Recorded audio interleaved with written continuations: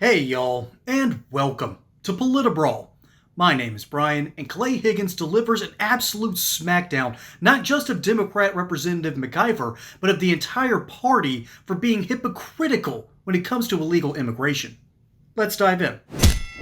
The department has overseen a regime of cruelty, chaos, and deep disregard for human dignity, all under the pretense of security. The department is being mismanaged, and its policies undermine our nation's values. This does not make us safer, the exact opposite, exactly. Deporting US citizens, terminating the legal status of international students for no apparent reason, and disregarding the rule of law. I represent communities that live in constant fear each and every day. Families too terrified to step outside and send their kids to school, go grocery shopping, or take a trip to the doctor because of the harassment of ICE and Homeland Security. This isn't public safety, it's state-sponsored fear. I understand that this administration believes that it is its business to scare people into submission and act alone with no regard for the law to decide who is worthy to live in this country or not. I now recognize Mr. Higgins for 5 minutes of questioning. Thank you, Mr. Chairman. My.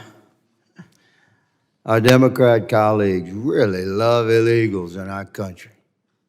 It's stunning for regular Americans like me to listen to this passionate and contentious defense for the previous administration's policies and the resultant millions upon millions upon millions of illegals that entered our country over the last 4 years. I tell you where we're, I'm not going to use my colleagues the same language because I don't think that kind of language should be used in committee. But I tell you where we heard loads of not necessarily genuine statements. It was from Secretary Mayorkas for 4 years. We had to listen to his testimony again and again, how he needed more resources, he needed more laws, and Congress had to pass more laws. And yet, we said for years, what you need is to enforce the laws that we currently have on the books. You need policies that would actually control the border. And we have Madam Secretary before us representing an administration that has done just that. If the same 1,954 miles of border that you had a year ago is now under control. If the same men and women that you had a year ago, the border is now under control. If the same equipment, the same all-weather roads, everything is the same. The only thing that has changed is the policies coming out of the White House and a Secretary of Homeland Security that will actually execute the laws of our land and protect the citizenry of our country. That's Madam Secretary Noem, who sits before us, and she should be spoken to with some modicum of respect from my Democrat colleagues. It's amazing. Our border is secured versus wide open and wild, and Democrats complain and they're angry and they protest. Illegals are being deported rather than waved in and imported, and Democrats are angry and protesting. It's stunning to Americans to witness this. Madam Secretary, thank you, good lady, for the job that you are doing, securing our borders and protecting the citizenry that we are elected to represent in this body. I work for the American citizenry, and every one of us has sworn that oath. The difference between the parties has never been more stark. We represent law and order and American citizens and American enforcement of our laws. My goodness gracious. As a matter of fact, when it comes to the Democrat Party, they have neither goodness nor graciousness at all. And I think we need to work backwards when dealing with this video, because let's start off with this premise. Democrats do not respect Kristi Noem. As a matter of fact, they despise her. She is a successful governor, she is a woman, and she is Republican. These are things that Democrats inherently hate. And to make matters worse, just before this weekend started, and the weekend before of Father's Day of 2025 was absolutely wild.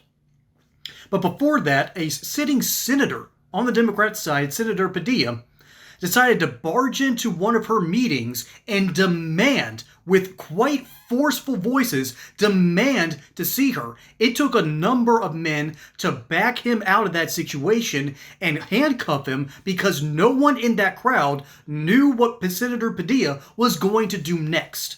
And the Democrats have been just clutching their pearls about the situation. Fortunately, the American people have not bought the nonsense, and when they saw the video for themselves, they went, oh, yeah, this guy needed to be escorted out. You don't trust someone when they barge in somewhere like that. So yeah, you need to give the Secretary of Homeland Security perhaps a little bit more of leeway and decorum than to barge in and demand an audience. I think that speaks an awful lot to the privileged and problematic nature of the Democrat Party. Hey y'all, here's the deal. Gold loves President Trump. Under Trump's first term, the price of gold soared 53%, and the price of silver jumped 51%. Since the start of the second term, gold has skyrocketed even higher, breaking records and even outperforming stocks. Here's what I like about precious metals like gold and silver. They have been used as a store of value for centuries. Governments can't easily manipulate it. They are used as hedges against market risk and, of course, against inflation. That's why I partnered with the amazing people over at Goldco. Goldco is an award-winning precious metals company. They are fans of this show, and they have helped millions of Americans just like y'all to purchase over $3 billion in gold and silver. Right now, you can get a free copy of their 2025 gold and silver kit. On top of that, you might also qualify for their amazing unlimited silver bonus offer. So don't wait on this. Go to politibrawlgold.com to learn more. That's politibrawlgold.com or call 855-644-GOLD. And then we've got to deal with Alejandro Mayorkas. I really hate bringing this guy up over and over again. Came into Congress constantly, hat in hand, saying, oh, if you just gave me more money. If you just gave me more resources. No, Mayorkas. If you bothered carrying out the law, you would not have to worry about the resources. And as a matter of fact, it gets worse for that from that perspective. He quite literally abused and misused American taxpayer resources in order to make sure that illegal immigrants were getting to their trial dates.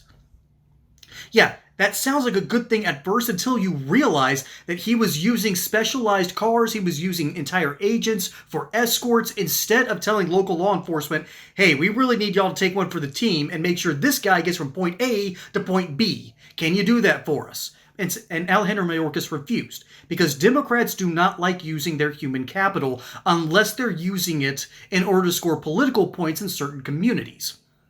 And it's starting to really, really backfire. But I think the most egregious part of this whole clip is the fact that if I were a constituent, not of Clay Tippins, I would feel very safe if Clay Tippins was my representative. But if Miss McIver was my constituent, I would be terrified. Okay? Let that sink in very briefly. I would be terrified if she was my representative. Not because I think she is a crazy Democrat, which I think she is. It's not because of her crazy policies. You could survive crazy sometimes. It's not because she's a Democrat and I don't trust Democrats to govern. All right? It's not because of that. It's because she decided to get into a physical altercation with federal law enforcement agents outside of an ICE detention facility in New Jersey. In other words, this woman tried to overrun a federal building by dealing with officers in a physical manner. Now, currently, they're just allegations. There are charges that have been filed against her. And again, that's for a court to decide. But if someone is going to put themselves in that sort of situation on my tax dollars with the job of representing me and they put themselves in a situation where they could be taken into an altercation with federal agents as a U.S. representative, I would be terrified, followed quickly by being horrified. That is not what I've elected you to do. Fortunately, I am not a constituent of McIver. And I believe that she will end up facing some sort of sentence, and I am shocked that the current Congress has not censured her in some degree. Now, granted, I do prefer to wait for due process to actually follow suit. I would wait for the actual verdict, and then I would deal with something. You usually want the constituents of that area to deal with that problem themselves, but in the case of Eric Swalwell and Adam Schiff, I'm not sure the Democrats really know what they're doing, or maybe worse, they want this. They seem to love illegal immigrants more than they do homeless veterans. They seem to love illegal immigrants more than they do the legal migrants who are screaming, please get these people out of here. Illegal immigration is a net negative for a nation because it wastes taxpayer money. It basically it's a Cloward and Piven strategy where you're putting too much force and too much pressure on local institutions that aren't used to handling an extra influx of people. And eventually the plan is to collapse the system itself. We now have a president with a Department of Homeland Security and and a Congress that actually cares about deportations and keeping Americans safe in terms of health, security, and even when it comes to jobs and wages. That seems like a fair deal to me, but let me know what you think down in the comments below. My name is Brian. Hope you enjoyed that segment here on Politibrawl. Don't forget to like and subscribe. Catch you on the next one. Till then, y'all have a good one.